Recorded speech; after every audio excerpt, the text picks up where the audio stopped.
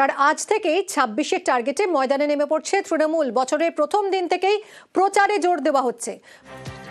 বাংলার সমর্থনে সংযোগ নামেই প্রচার কর্মসূচি। কি এই কর্মসূচি, কি থাকছে, কি প্ল্যান তৃণমূলের, জানবো। আবির রয়েছে সঙ্গে। আবির, দেখো, বছরের প্রথম দিন থেকেই শাসক দল তৃণমূল কংগ্রেস ভোট প্রচারে নেমে পড়ছে এবং আজকে তৃণমূল কংগ্রেসের প্রতিষ্ঠা দিবসও, ফলে স্বাভাবিকভাবেই সেই দিনটার গুরুত্বকে সামনে রেখেই তৃণমূলের তরফ থেকে কর্মসূচি নেওয়া হচ্ছে। তৃণমূল দুটো পর্যায়ে প্রচারে যাচ্ছে। একটি নাম তুমি উল্লেখ করেছো, বাংলার সমর্থনে সংযোগ, আর দ্বিতীয়টি যেটা নাম দেওয়া হয়েছে সেটা হচ্ছে যে একেবারে উন্নয়নের সংযোগ সংক্রান্ত বিষয়, যেটা হচ্ছে বুথ স্তরে অনুষ্ঠিত হতে চলেছে। তো প্রথম যেটা সমর্থনের সংযোগ, সেখানে আজকে থেকে রাজ্যের প্রায় ১৮০০ জন বিশিষ্ট মানুষের বাড়িতে রাজ্য সরকারের যে ১৫ বছরের কাজের যে রিপোর্ট কার্ড সেটি পৌঁছে দেওয়া হবে এবং এই কর্মসূচির জন্য মোট ৩৮টা দল গঠন করা হয়েছে।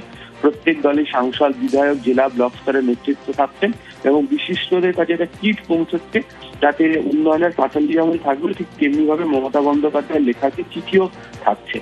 আর দ্বিতীয় হচ্ছে জনসংযোগের একটা কর্মসূচি, সেটা বুথ স্তরে, তার নাম দেওয়া হয়েছে উন্নয়নের সংলাপ। এখানে বুথ স্তরে একাধিক কাজ ভাগ করে দেওয়া হয়েছে জনসংযোগের ক্ষেত্রে, সেগুলো পালন করবেন তারা। এছাড়া কেন্দ্রের বিরুদ্ধে আর্থিক বঞ্চনার অভিযোগও জনসংযোগ পর্বে জোরালো ভাবে আজকে থেকে প্রচার করবে হচ্ছে তৃণমূল। আগামীকাল থেকে জেলা সফর শুরু করতে চলেছেন অভিষেক বন্দ্যোপাধ্যায়। একদম দীর্ঘ ১ মাস ব্যাপী তার এই জেলা সফর কর্মসূচি চলবে। এছাড়া মমতা বন্দ্যোপাধ্যায়ের একাধিক রাজনৈতিক সভা রয়েছে এবং এর পাশাপাশি তৃণমূল তারা তাদের দলের যারা নেতা কর্মী রয়েছেন, বিশেষত নেতা পদে যারা রয়েছেন, তাদের যে পারফরমেন্স আজ থেকে বিশেষ নজরে রাখবে সেটা যেমন বুঝিয়ে দেওয়া হয়েছে, পাশাপাশি তাদের আচরণ নিয়েও সতর্ক করে দেওয়া হয়েছে।